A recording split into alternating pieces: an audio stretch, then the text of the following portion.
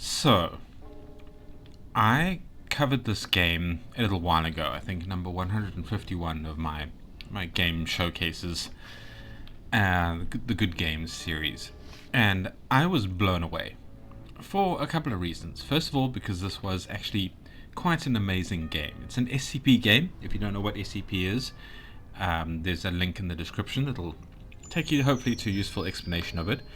Yeah, and it was really well done. It had a really good creepy feel, an interesting sort of setting and scenario. It really fit the genre really well. And for the second reason is that you guys seem to be blown away as well. It was probably my most popular video that I've done so far. So when a big version update of this game came out, I thought we'd come and have a look at it. And I have been having a look at it, and I have to say, it's not good yet. It's not anywhere near its final polished state, but they have expanded on it a bit. So, to reiterate, it's called Interdimensional Vending Machine, obviously by Neurotic Fly Studios, and it is a story about this supernatural vending machine that this young homeless girl has found and is now trying to buy food from and survive. And the food is coming from different dimensions, and it causes transformations. So, so the interesting part of the game is to see A, what kind of weird foods you get out of it, and B, what kind of transformations occur, and see how long you can survive. And that is the basic game. And they've added some stuff to it, which I don't entirely agree with, but we'll have a look at those. Just to do the sort of initial critique first, here's the start menu. Here is the quality of life controls, which are all pretty good. You have what is this? Okay, this is the sort of the little trailer pop-up, just with some links and things like that. This game is wish listable on Steam if you'd like to support the final game. I think I do recommend it. Now there's a credits page with the strolling credits, but I think we don't need to see all of that. You can come have a look at it. I like the fact that you can click through it.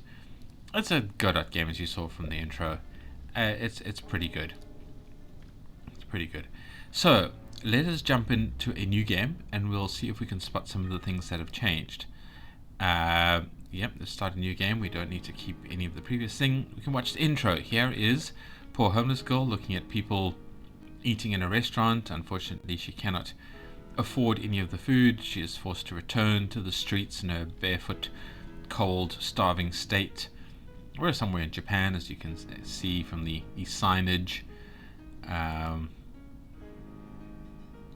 And she wanders down some side alleyway and finds a vending machine. Not the weirdest thing to find in Japan. There are more than a couple of them. But this one is a little strange because it has no front panel to show you what goods are inside and no instructions or anything. It's just put the money in and choose some things. And while she doesn't have any money, she is fortunate or traumatized enough to find some money in the remains of a horribly discorporated physiology here. So with shaking hands, she manages to scoop up the gorish coins and has a look at trying to get some in the machine, at which we switch to the gameplay state. So now our little intro is from her perspective rather than sort of an ambient narrator's perspective. Just looking at the gameplay details, there's our food and our water. That's what we're trying to keep up. We have 100 yen on the top right. It's the day. There's a map button now, which is quite new, and then our inventory button, which has the stuff that we have bought that we can eat. And we're saying, what a strange looking machine. It's really hungry. The machine looks like it accepts coins, obviously. She's found 100 yen. Should she risk it? Of course she should, because she is starving. Apparently she can't find any other vending machines. I think this one might be a little bit addictive. And she's going to click on the coin slot to see, well, look at the coin slot. Apparently this looks interesting. I don't know why, but let's try shoving all the coins in. So one of the first things I don't like about this is the coin dragging mechanic. I mean, it's, I guess, appropriate, but I don't really like it. There needs to be a way to speed it up. We'll put the coins that we choose in, and we press the button, which is normally the coin return button, but I don't know, normally you would press the numbers down there They should incorporate that into the game somehow rather than just put the coins and press the return button. Anyway, so something comes out. She is surprised to see what it is, and she's edible. It's yakitori, so it's a meat skewer with chicken chunks on it. Well, presumably chicken. Unrecognized meat that we're hoping is chicken. Looks delicious. So we open up our inventory. We can click on the food that we feel we should try and eat, and we say yes to eat. And she enjoys it a great deal. She's not hungry anymore. She still feels a little bit thirsty, but she needs more coins. So she needs to go and get coins for the machine, and she can't let her hunger and thirst consume her, or she will die. The next street should be a good spot to beg some passers-by for more coins. So that, so far, other than the slightly changed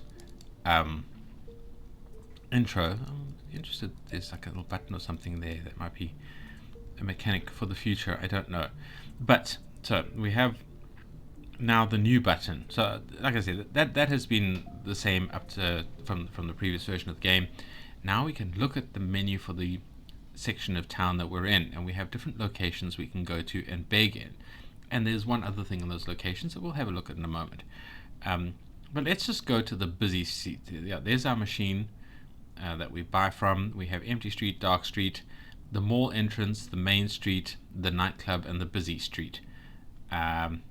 I don't know if they're going to make it, because the empty street and the dark street are actually emptier, but if you're having transformations, maybe you need to go and sit in those locations rather than the busiest streets, just to try and, I guess, get money or progression or something. But there's other elements there that I'm feeling the devs are still adding. Anyway, let's go sit in the busy street and just show off the basic mechanic. And we sit here and they slowly put coins in our slot, and this seems to come a lot faster, but there's a good reason for that we'll show shortly. Now the other thing that has changed is that there are now arrows on either side of this. We have the usual flavor text of all the stuff. There's a lot of people, so we get a lot of flavor text. We can look at our coins. We're already getting a lot of coins here. But now, if we click on these side buttons, we might be able to see some of the new content, because we can move to a different area, but they aren't necessarily the areas on the map. They are, in fact, different areas with different people. So we have these people now that we should be able to talk to. There's no introduction for them yet, that I'm guessing is part of a new mechanic. All they say is, what can we offer them today? If we click on this, we get their nope, we return to the street. Hang on. Let's see if we can get back to them. I'm guessing they're starving like us because the husband has lost his leg and the wife is pregnant. If we look at our inventory, we get their health bars, and we can give them a selection of the food that we've purchased from the machine, and presumably cause transitions in them as well. Let's wrap up, and we can see one of the first problems that we have. If we go to, I think it's the empty street, and we go left here. We have this guy, the homeless guy, and he's probably the lowest of the people that we have. Starving man, he's called. And if we look at inventory, his food, I think, is quite low, and it goes down quite quickly. And now the problem we have is that if he dies, we lose the game. So we have to buy food for him, and that doesn't really make sense either from the gameplay perspective, because this game, the thrill of this game is about looking at the weird food and the weird transitions. So why we feel compelled to feed other people, and why they can't take care of themselves and beg for their own money and things like that, is not entirely clear. But we get zero introduction to them or anything, so maybe that's something that the devs are still filming it. But I don't like this mechanic. I don't like being responsible for other people. Like what is that? We're actually getting money here in this much quieter street. As you can see, there's a lot less people walking past. There's a lot less money coming out. So let's wrap up. And there's a few other locations. Like if we go to the dark street, and we go right here, we have something that's quite interesting, which is a different vending machine, and why we can't get anything from this one. I suppose it does look broken and dead, but that's what a vending machine normally looks like. Yeah, so I mean, there's interesting questions like that sort of pop into our head when we look at this. But really, that's that's all of the information I have about the game and the changes that have been made. The locations are all just street locations with different levels of people walking past. They all have their little side locations, which all has strange people. Not all of them, but there's quite a few sort of groups of people that we can give food to. We don't seem to get anything for it at this stage of the game. I'm guessing that's a mechanic that is also going to be included soon. But it is interesting the way this game is expanded. But from a critique perspective, I don't think it's sort of the right direction. We don't really want a more complicated world for our little girl. We want a bit more story for her, and we want more interesting items that come out of the inventory. So, for in as much as my opinion is worth anything, I don't really agree with the devs on this particular change. I don't think it's a good idea, but we will have to wait and see in the next big version update where it goes. And I'm hoping it's going somewhere interesting. And that's really all I have to say about the game and the changes that have been made. One thing, if I go have a look here, that I would very much like to see is more updates made to these other games. I must have a look and see if anything significant has popped up there, although I haven't seen any notifications on them. But Refinarium is a game that I'm very excited about, very interested to play more of. It was in a very basic state when I saw it. It is a more interesting SCP, I think, than the vending machine, with more sort of creepy potential that comes out of it. So yeah, devs, if you watch this at all, please work on Refinarium. I want to play that. I'll give it a go just now, just to see if there has been an update to it that I've missed somehow. The only other thing I noticed that I think is worth mentioning is that I cannot search for this game in the itch.io search. I'm thinking because it lists gore and or horror in its tag listing. The tags here. We have gore, we have horror. Obviously, with the big sort of censorship spike that itch.io went through recently, possibly these are elements that have caused the game to be delisted, even though it isn't an adult-oriented game. It might have some certain adult elements.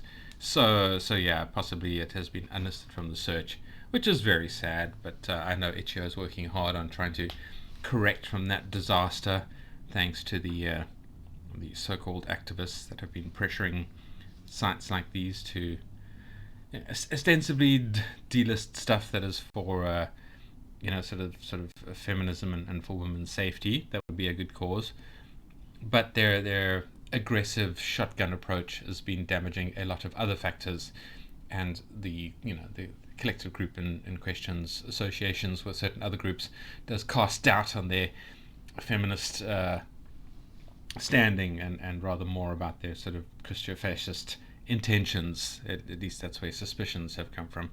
So yeah, we'll see what the outcome of all of that nonsense is. And now there's been sort of legal battles and other things sort of trembling at the reins and attempts to push back and attempts to find different payment methods and things like that, because you don't want small activist groups and large corporations being the holders of the reins for our morality and ethics and things like that. That's not the right way to approach things. It's not a good way to do it. So yeah, there's a lot of very bad things happening there, and I think this game is one of the very many that have been possibly winged by the bad things happening. But setting that aside, keep an eye on it. I'm certainly going to keep covering it. And thank you for watching this video. And I hope it was an interesting little update that I'm doing as an extra video. And I hope you watch the rest of my videos and enjoy them. And don't forget to like, comment, and subscribe, because I will continue to support indie games for as much as I can. And so I'm hoping for your support, both for me and for the indie games, as much as we can. But yeah, thank you for watching. I will see you in the next video, and goodbye.